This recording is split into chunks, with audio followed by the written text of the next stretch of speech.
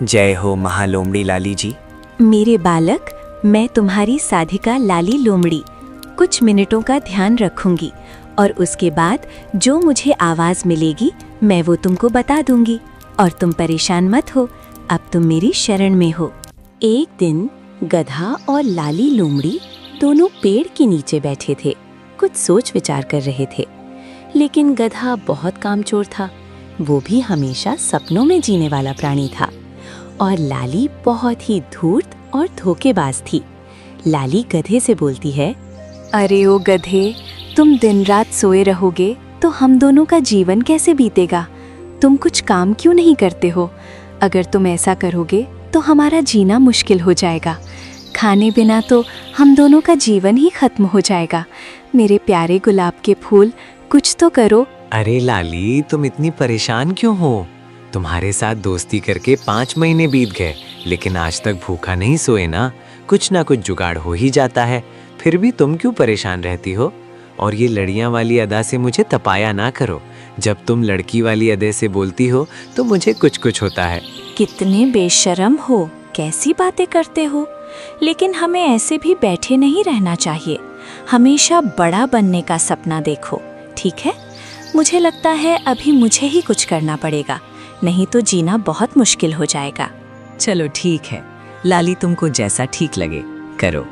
तुम ही कोई रास्ता दिखाओ जिससे हम दोनों का जीवन राजाओं वाला हो जाए। ठीक है, तुम चिंता मत करो, जल्द कुछ नया होगा जिससे हम दोनों का जीवन राजा की तरह बीतेगा। मैं कोई ऐसा जुगाड़ लगाऊंगी, सब कुछ बैठे बिछाए मिलेगा, कुछ दिमाग लगाना होगा बस। समय बीत रहा था, लाली और गधा कुछ सोच ही रहे थे, तभी उनके पास एक बकरी आती है और बोलती है, कैसी हो लाली बहन? किया तुमको नहीं पता है, हमारे जंगल में एक भालू बाबा जी आए हुए हैं जो सबको ज्ञान की बातें बताते हैं। तुम दोनों भी चलो मेरे साथ। क्या कह रही हो चमेली बहन? कौन साधु बाबा, कहाँ से आए और क्या बातें सिखाते हैं? चलो चलकर देख लेते हैं। और फिर तीनों वहाँ से चले जाते हैं। वहाँ जाकर देखते हैं कि एक भालू साधु बन के जानवरों को उपदेश दे रहे थे। देखो मेरे प्रिय शिष्यों, जीवन अनमोल है। दूसरे जानवरों को मार के अपना भोजन बनाना पाप है, क्योंकि दूसरे जानवर का मांस खाकर तुम अपने जीवन में कभी खुश नहीं रह सकते हो। इसलिए अगर मेरी बात समझ में आ रही है तो ये सब काम छोड़कर फल फूल खाकर ही जीवन बिताएं और सबके साथ प्रेम से रहें, मीठा बोलें, कभी किसी का दिल नहीं दुखाएं, तो आप सबका जीवन सफल हो जाएगा। जीवन बहुत अनमोल है मेरे प्यारे शिष्यों, भक्ति का मार्ग ही स्वर्ग का माध्यम है। जैसे ही बाबा जी का उपदेश खत्म हुआ तो सभी जानवरों ने बाबा जी सेवा बहुत सारे फल भेंट स्वरूप चढ़ा दिया। ये सब होता देख लाली लोमड़ी के दिमाग में हलचल होने लगी और वो गधे से बोली, अरे मेरे यार, तुमको कुछ समझ में आया बाबा ने क्या उपदेश दिया? और वो लोग कितने मजे में अपना जीवन काट रहे हैं, बिना मेहनत किए फलों से टोकरी भर जा रही है। इससे बड़ा और कोई दूसरा काम नहीं हो सकता है। नहीं लाली, वो सब मेरे माथे में नहीं घुस रहा था, मुझे सिर्फ यही दिखा। अंत में बाबा को खूब फल फूल मिल रहे हैं, उनको खाने की चिंता एकदम नहीं है, उनके पास तो फल फूल का भंडार लग गया है। हाँ, यही तो कहना चाहती हूँ। देख, इन सबको पटाना बहुत ही आसान है, मेरे दिमाग के आगे सब हार जाएंगे। मैं कुछ ऐसा ही काम करूँगी, बस तू मेरा साथ देना, फिर देख हम दोनों क्या करते हैं, सब और हमारी ही जय जयकार होगी। लाली, क्या कहना चाहती हो तुम? क्या तुम भी बाबा बन के उपदेश देना चाहती हो? पहले यहाँ से चलो, फिर मैं रास्ते में तुमको सब कुछ बताती हूँ। मेरी बात ध्यान से सुन। हम दोनों ये जंगल छोड़कर जा रहे हैं दूसरे जंगल में। वहाँ पर हमें कोई नहीं जानता है, इसलिए हम दोनों मिलकर एक खेल खेलेंगे। तू बनना मेरा चेला, मैं बनूंगी सन्यासी साधिका। फिर देखना, हम दोनों के तो मजे ही मजे। मैं दूंगी सबको उपदेश। वैसे भी इस जंगल में अपनी कोई इज्जत भी नहीं है, सभी लोग शक की नजर से देखते हैं और हम दोनों को लेकर सब गलत बातें करते। इससे अच्छा है कि हम इसमें ना ही रहें, यही सही होगा। और फिर वो दोनों दूसरे जंगल में पहुंच जाते हैं। वहां पर सब जानवर बहुत ही भोले और मासूम थे, जो छल कपट की भावना नहीं जानते थे। और लाली समझ गई थी यहाँ उसका सब काम अच्छा चल सकता। फिर अगले दिन सुबह होती है। कैसे हो भाई आप सब? मैं और मेरी गुरु हिमालय पर्वत से आई। मुझे लगता है कि तुम सबका जीवन बहुत ही दुख और तकलीफ में है। अगर आप सब चाहें तो मैं तुम सबको अपने गुरुजी से मिलाना चाहता हूँ। तुम्हारे जीवन की हर पीड़ा खत्म कर देंगे और तुम सबको एक अलौकिक शक्ति का आभास होगा, जिससे तुम्हारे जीवन की काया पलट जाएगी। मुझे ही देख लो, मैं एक गधा हूँ। मेरे जीवन को तार दिया महासाधिका जी ने, और मैं यही चाहता हूँ कि तुम सब भी मेरे गुरुजी का प्रवचन सुनोगे तो जीवन में खुशहाली आएगी और इस जीवन चक्र से सदा के लिए मुक्ति मिल जाएगी।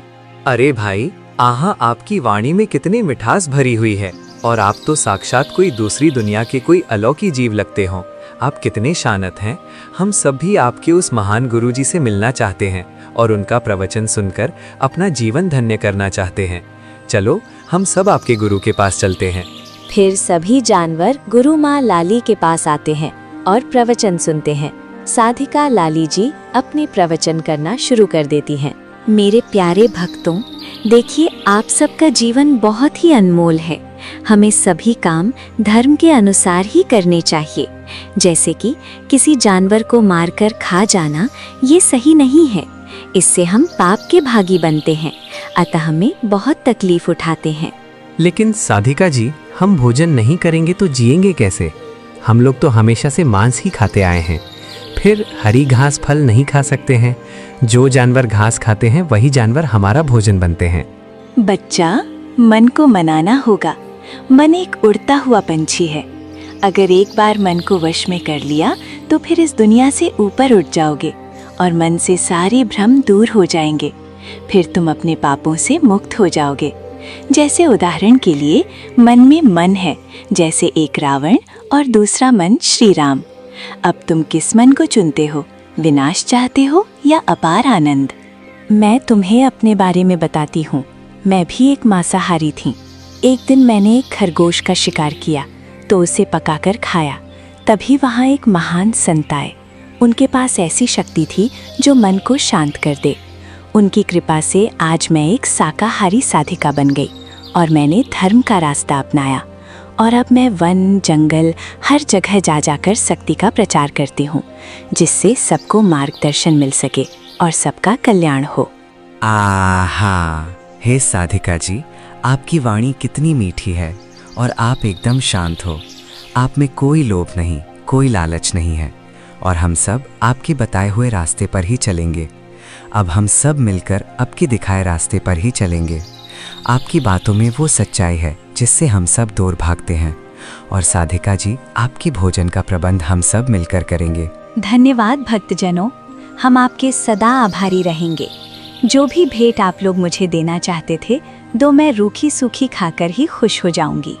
फिर क्या था, सभी जानवर अलग अलग फल फूल देने लगे, जिससे दोनों का जीवन मजे में बीतने लगा। अरे वाह लाली, तू छा गई। तुमने तो सबको मदहोश कर दिया।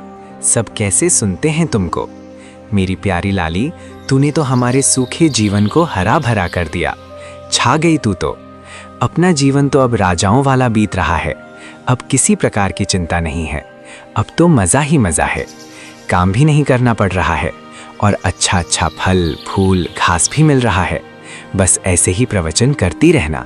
अरे यार, मैंने क्या कहा था? एक दिन हम लोग राजाओं की तरह जिंदगी जिएंगे और वो दिन आ भी गया। बंटी, तुम चिंता मत करो, यहाँ का राजा भी हमारा शिष्य होगा। फिर हम लोगों की एंट्री दरबार में हो जाएगी। बस तुम देखते रहो कैसे मैं इन सबको अपने वश में करके बैठे बिठाए सारा माल हड़प जाएंगे। बस एक बार मुझे इस जंगल के राजा को अपने जाल में फंसा लेने दो, बस फिर हम दोनों के मजे ही मजे। हाँ लाली, मुझे तो यकीन हो गया है तुम वो दिन भी ला सकती हो, क्योंकि तुम महान झूठी हो। फिर ये बात जंगल के राजा शेर सिंह के पास गई। सभी जानवरों की बातें सुन के शेर सिंह परेशान हो गया और उसने बोला, तुम लोग ये कैसी बहकी बहकी बात कर रहे हो? जंगल में एक सन्यासी लोमड़ी आई है जो सबको उपदेश दे रही है। हाँ महाराज, उसकी बातों में जादू है। उसकी बातें सुनकर मैं खुद शाकाहारी हो गया हूँ महाराज। आपसे गुजारिश है, आप भी हमारे गुरुजी का भाषण सुनिए और अपने जीवन को सफल बना लीजिए, नहीं तो बहुत देर हो जाएगी। जब तुम इतनी तारीफ कर रहे हो तो जरूर कोई बात होगी। एक काम करो मंत्री, अपने गुरुजी को हमारे दरबार में बुला दो। हमारा पूरा परिवार एक साथ मिलकर उनका प्रवचन सुनेंगे और गुरु लीला का आनंद लेंगे और दान दक्षिणा देकर उनका सम्मान के साथ विदा करेंगे। मंत्री, इस पर तुम्हारा क्या विचार है? ठीक है महाराज, ये खबर मैं गुरुजी के यहाँ भिजवाता हूँ और प्रवचन का समय सेट करता हूँ। फिर ये खबर लाली लोमड़ी के पास पहुंच जाती है। देखो बंटी, जिस दिन का हम लोगों को इंतजार था, आखिर वो दिन आ गया। हम लोगों को राजा के दरबार में जाना है प्रवचन देने। हाँ मेरी प्यारी लाली, इस बार ऐसा भाषण दो कि राजा अपना राजपाट छोड़ के संन्यास धारण कर ले और तू बनना वहाँ की रानी। फिर ये जंगल हमारे कब्जे में होगा और फिर हम कुछ भी कर सकते हैं। हाँ बंटी, ऐसा ही होगा। तुम सही बोल रहे हो। ऐसा भाषण दूंगी कि राजा अपना राजपाट छोड़ के घुटनों के बल गिर जाएगा और राजपाट छोड़ के चला जाए। तो क्या मैं सच में जंगल का राजा बन जाऊंगा और जंगल के सभी जानवर हमारे इशारे पर नाचेंगे और जो मर्जी होगी हम दोनों वो सब करेंगे। हाँ बंटी, ऐसा ही होगा। लेकिन इसके लिए मुझे कुछ किताबें पढ़नी होगी, जिससे मुझे और ज्ञान की जानकारी हो जाए, ताकि राजा के पूरे परिवार को सन्यासी बना दूं और हम दोनों जिंदगी मजे से बिताएं। फिर जिंदगी में मजे ही मजे होंगे। फिर क्या था, वो दिन आ गया। लाली राजा जी के दरबार में पहुंच जाती हैं कि दरबार में लाली अपना ज्ञान की वर्षा कर रही। सुनो राजन, भगवान ने हम लोगों को जीवन क्यों दिया? शायद कुछ लोग समझ पाए हैं, इसीलिए वो लोग हम लोगों से आगे हैं। जीवन के मकसद को पाने के लिए हम लोगों को क्या करना चाहिए, आज यही बात आप सभी को बताना चाहती हूँ। जीवन का मतलब पैसा, शोहरत, ताकत नहीं होती है। जीवन का मतलब लोगों से प्रेम करो, दया दिखाओ, अपने से छोटे जानवरों पर रहम करो। भगवान के बनाए प्रत्येक जानवर हो या इंसान, उन सब का सम्मान करो। मांस मदिरा छोड़कर और भी बहुत कुछ दिया है भगवान ने हमें खाने को, वो सब खाओ। सात्विक आहार ही खाना चाहिए। जो मनुष्य या जानवर मांस खाते हैं, अंत समय में वही सब बहुत सताते और उसको उसके कर्मों की याद दिलाते हैं। हम सबको ये प्रण लेना चाहिए कि हम कभी भी कोई गलत काम नहीं करेंगे और हमेशा प्रेम करेंगे। और फिर किया था। साधिका जी ने जैसे ही प्रवचन बंद किया तो शेर सिंह के मन में कई सवाल छोड़ गई। इतनी बातें सुनकर राजा का मन भी मुंह माया से उठ गया और उसने अपना गुरु लाली को मान लिया और अगले दिन अपना राजपाट छोड़ने की घोषणा कर दी। देखो साथियों, अब मैं राजपाट छोड़ रहा हूँ। मैं अपने जीवन का मकसद समझ गया हूँ। मैं अपना बचा हुआ जीवन साधिका जी के चरणों में बिताना चाहता हूँ। अब मैं उस महान साधिका की सेवा करना चाहता हूँ। आप सब अपना अपना ख्याल रखना। लेकिन महाराज, इस जंगल का राजा फिर कौन बनेगा? फिर आप ही बता दीजिए, नहीं तो ये जंगल बिखर जाएगा।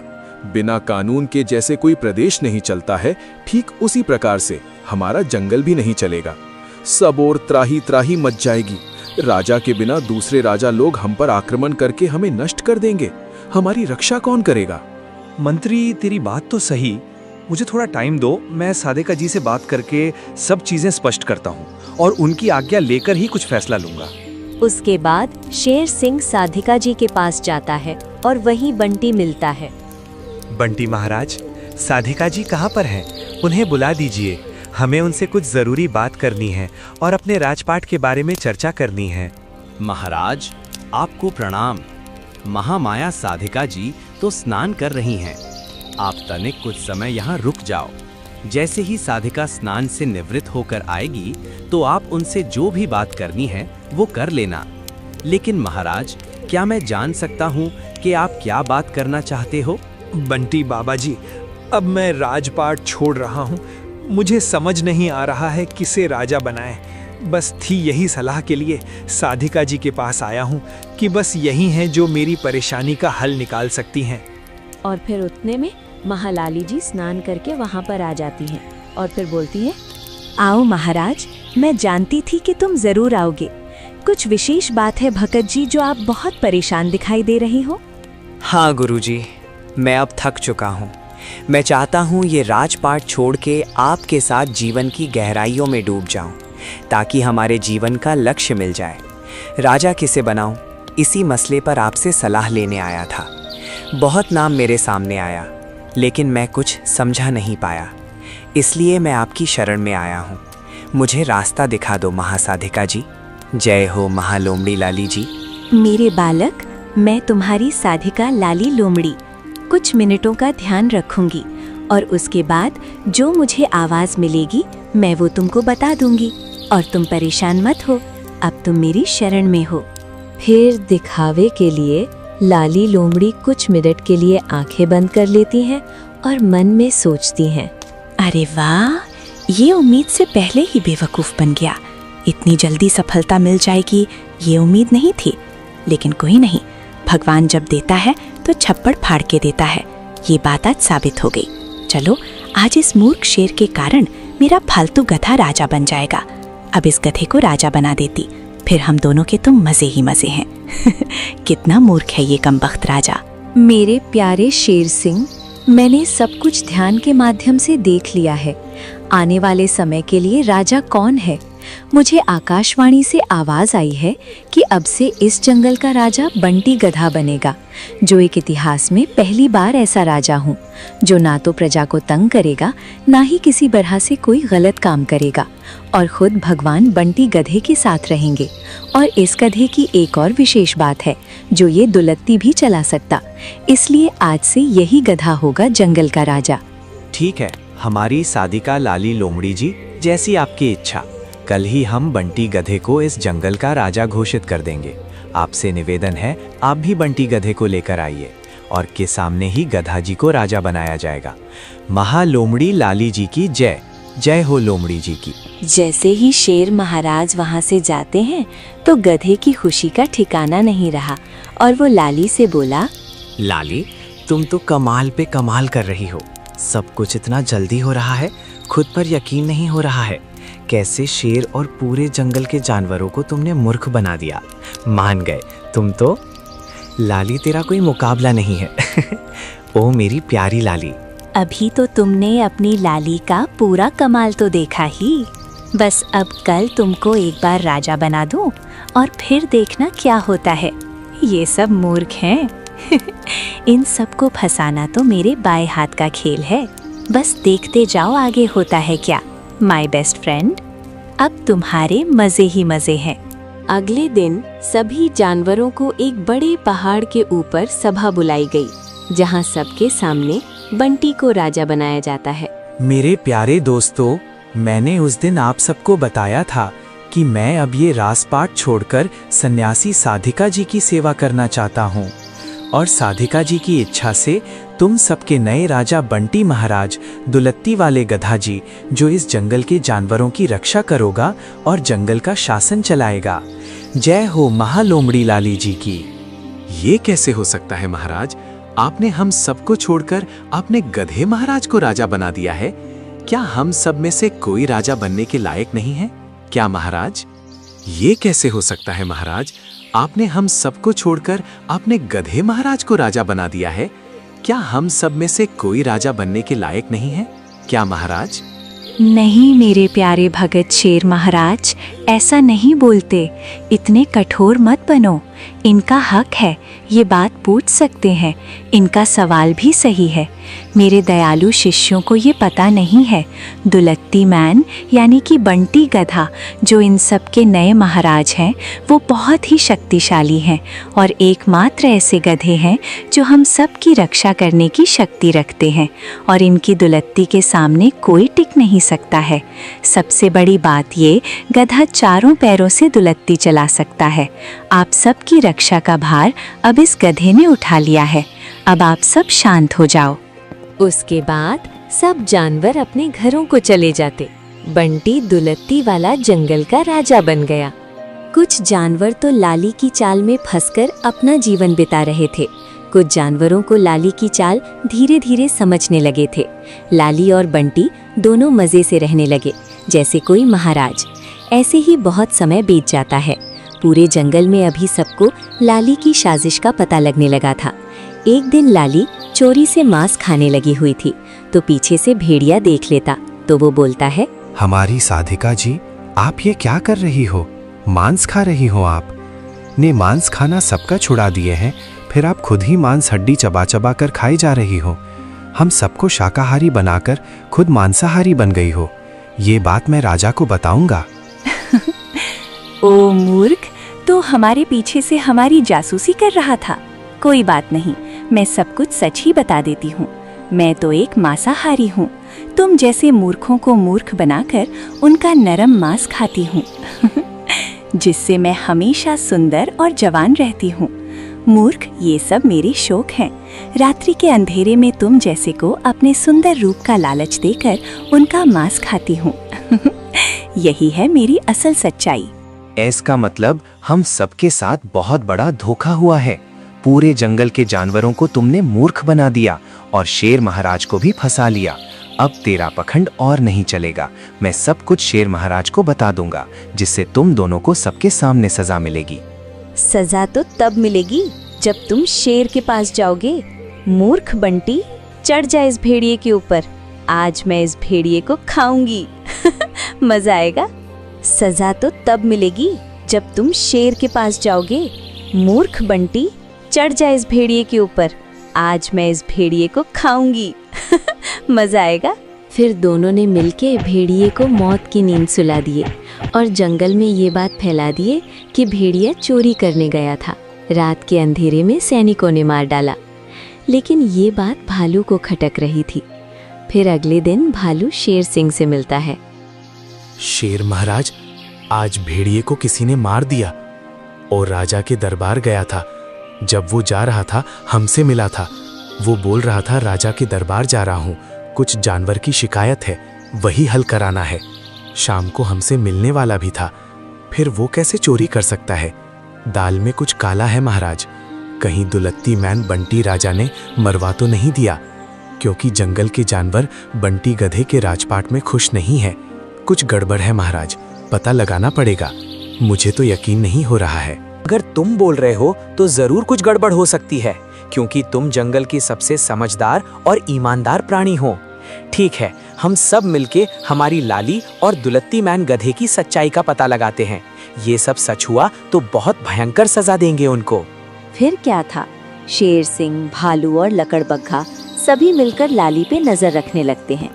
लेकिन कहते हैं बुराई कब तक सच्चाई पर हावी रहेगी। और एक दिन लाली और दुलत्ती मैन गधा दरबार में मांस और मदिरा का सेवन कर रहे थे। अरे वाह मेरी प्यारी लाली, तुम बड़ी चालबाज निकली। मुझे तो राजा बना दिया और खुद साधिका बन गई। तेरे साथ मिलकर तो जिंदगी जीने का मजा ही आ गया है अब मेरी प्यारी लाली बता, फिर कब बनोगी मेरी रानी? अब मुझसे और सब्र नहीं होता। मेरा तो एक ही सपना था कि लाली मेरी रानी बने। Love you too Lali. Oh sweet my boy, love you too. दुलत्ती मैन, मैं तेरे प्यार में बहुत ही पहले से पागल थी। इसलिए तो मैंने तुम्हें पहले राजा बनाया था कि बाद में हम दोनों का जीवन स्वर्ग जैसा हो। और मेरे चालबाज दिमाग की वजह से वो सब कुछ हो गया है। बस अब जल्द ही हम दोनों शादी कर लेंगे लव यू बेबी। मुझे भी अब तेरी दूरी बर्दाश्त नहीं होती। कल मैं सबके सामने ऐलान कर दूंगी कि दुलत्ती मैन की पत्नी हूँ ठीक है माय लव। ओहो, यहाँ तो लैला मजनू की प्रेम स्टोरी चल रही है। अब तुम दोनों की लव स्टोरी का अंत आ गया है। अब उम्र भर के लिए तुम दोनों को जेल में बंद रहना होगा और वहां तुम दोनों करना अपनी रासलीला। मक्कार लोमड़ी, कितनी शर्म की बात है। एक गधे के प्रेम संबंध था और हम सब मूर्ख साधिका मान बैठे थे। हमको तो शक उसी दिन हो गया था महाराज, जब ये इस जंगल में आई थी। लेकिन उस समय मैं कुछ नहीं कर पाया। लेकिन उस दिन जब हमारा प्यारा मंत्री जब मारा गया, उस दिन हमारा शक यकीन में बदल गया। इस खेल के पीछे तेरा ही हाथ है। खैर कोई नहीं, तेरे किए की सजा हमारे महाराज तय करेंगे। हम दोनों को माफ कर दीजिए। हम दोनों बिना मेहनत किए जीवन को आसान बनाने के चक्कर में आप सबको मूर्ख बनाया। हम क्षमा के काबिल नहीं हैं, लेकिन आप दयालु हैं। आपका दिल बड़ा है। हमको यकीन है आप हमको माफ कर देंगे। अब अपनी बातों का जादू जेल में चलाना। चलो, अभी जेल में आप दोनों का स्वागत करेंगे। चलो। फिर शेर सिंह ने दोनों को जेल में डाल दिया। फिर से राजपाट संभालने लगे। जंगल में शांति लौट आती है।